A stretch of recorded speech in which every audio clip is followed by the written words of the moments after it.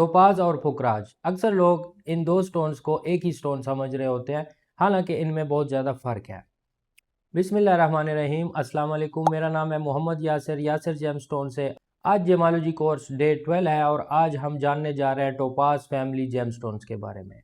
इनकी chemical composition क्या होती है, कौन कौन से कलर आते हैं टोपाज में, एंड इनकी आइडेंटिफिकेशन यानी पहचान आपने कैसे करनी है। So let's start.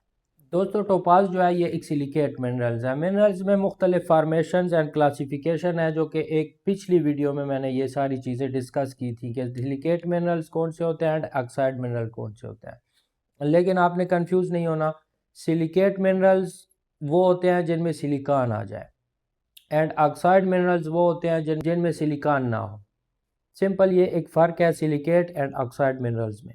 तो टोपाज जो है ये सिंपल एक सिलिकेट मिनरल है और जो येलो सफ़ायर है वो ऑक्साइड मिनरल है, उसमें सिलिकॉन नहीं है। तो ये एक मेन फ़र्क है पुखराज और टोपाज में। इसकी आइडेंटिफिकेशन की फीचर्स आपने नोट करने हैं। तो सबसे पहले इसकी हार्डनेस नोट करनी है। इसकी हार्डनेस जो है वो मोस्ट स्केल के ऊपर 8 है। 8 हार्डनेस का ये स्टोन है और यही वजह है कि ये बहुत ज़्यादा रिजेंबलेंस खा जाता है येलो सफ़ायर यानी पुखराज के साथ, क्योंकि उसकी हार्डनेस जो है वो 9 है, इसकी हार्डनेस जो है वो 8 है।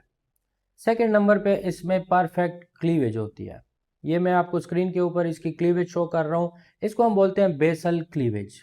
अभी तक हमने फ्रैक्चर्स एंड क्लीवेज की सिर्फ तारीफ की है।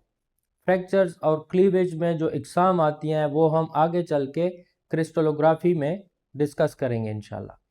तो फिलहाल आपने इसका नोट करना है कि ये बेसल क्लीवेज का स्टोन है। बेसल क्लीवेज हम उसे कहते हैं जो कि पैरेलल टू द बेस हो, जो बिल्कुल यहाँ पिक्चर में शो हो रहा है कि ये बेस की साइड के ऊपर इसमें सीधी लाइन होती है, क्रैक लाइन होती है, जिसको हम बेसल क्लीवेज कहते हैं।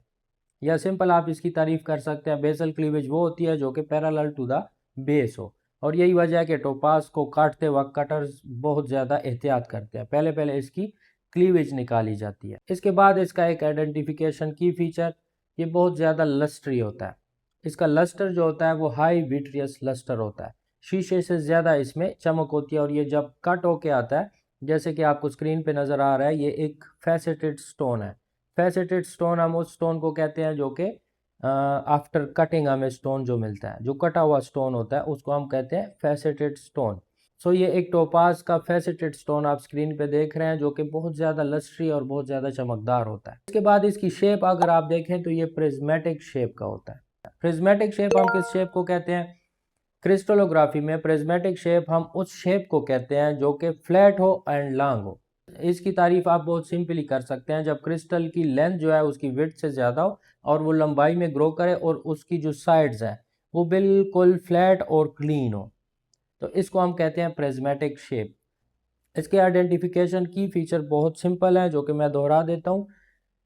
इसकी जो हार्डनेस है वो 8 है, इसकी शेप जो है वो प्रिज्मेटिक है, इसमें क्लीवेज जो है वो बेसल क्लीवेज होती है जो कि बेस के बिल्कुल पैरेलल होती है, और इसका जो लस्टर होता है वो हाई विट्रियस लस्टर होता है। अब जानने की कोशिश करते हैं कि टोपाज में कौन कौन से कलर आते हैं और उन कलर्स के क्या नेम है। सबसे पहले जो इसमें कलर आता है उसे हम कहते हैं कलरलेस टोपाज, या सिंपली हम उसे वाइट टोपाज के नाम से जानते हैं, जो कि बहुत ज़्यादा लस्ट्री, बहुत ज़्यादा खूबसूरत दिखता है और अक्सर लोग इसे वाइट पुखराज बना के बेच रहे होते हैं। इसके बाद इसमें कलर आता है ब्लू। ब्लू टोपाज मार्केट में जितना भी आता है ये हीटेड होता है, क्योंकि नेचुरली जो कलर टोपाज का निकलता है वो लाइट ब्लू होता है, बहुत ज़्यादा लाइट ब्लू होता है, यानी हल्का सा उसमें नीला कलर होता है लेकिन बहुत हल्का।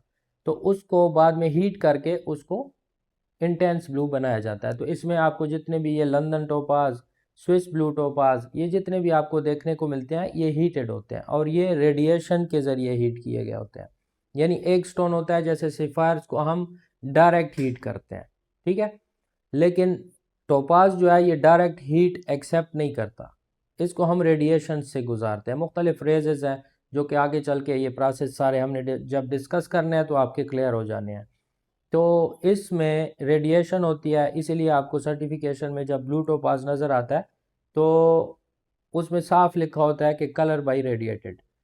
तो ब्लू टोपाज जितना भी आता है ये इसका कलर है एक लेकिन ये रेडिएशन से हीटेड से आता है। इसके बाद इसमें कलर आता है golden topaz. Golden topaz Skardu region का बहुत ज़्यादा फेमस है और बहुत खूबसूरत होता है।